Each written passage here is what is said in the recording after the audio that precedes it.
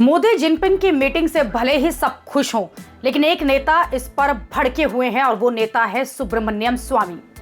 सुब्रमण्यम स्वामी को भारत और चीन के बॉर्डर वाली डील पसंद नहीं आई।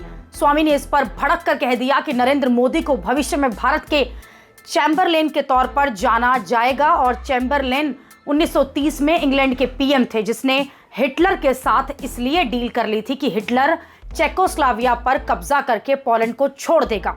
लेकिन जल्द ही पोलैंड पर कब्जा करने के लिए हिटलर ने यह समझौता भी तोड़ दिया और चैम्बरलेन को फिर इस्तीफा देना पड़ा।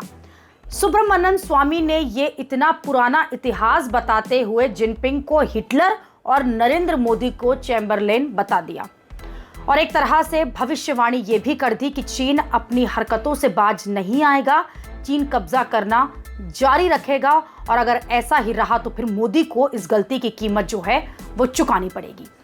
सुब्रमण्यम स्वामी लगातार चीन के मामले में मोदी सरकार को घेरते रहे हैं। चीन के साथ 4 साल से बॉर्डर पर जो टकराव चल रहा है उसमें अचानक डील हो जाने की खबर आने पर सुब्रमण्यम स्वामी ने कहा कि लद्दाख के देप्सांग का मामला सुलझ जाने की बात कही जा रही है और सहमति से तय की गई एलएसी तक पेट्रोलिंग की बात कही जा रही है। इस तय की गई एलएसी का मतलब क्या है? क्या इसका मतलब यह है कि चीन जिस पर राजी हुआ है वही मान लिया गया? नरेंद्र मोदी ने शी जिनपिंग के सामने 108 बार साष्टांग दंडवत कर दिया। स्वामी ने ये तीखे हमले तब किए हैं जब रूस में शी जिनपिंग और नरेंद्र मोदी 5 साल में पहली बार आमने सामने बात कर रहे थे।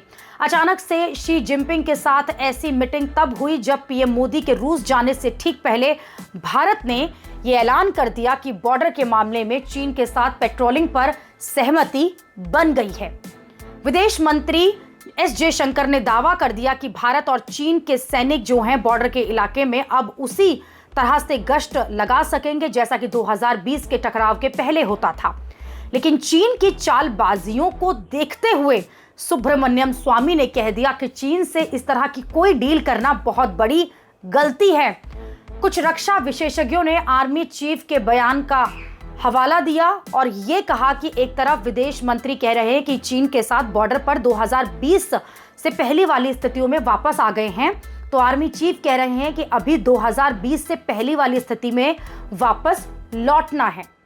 सुब्रमण्यम स्वामी का आरोप है कि सरकार चीन के मामले में झूठ फैला रही है और मीडिया के अंदर हिम्मत होनी चाहिए कि इसे एक्सपोज करे, ना कि चापलूसी करे।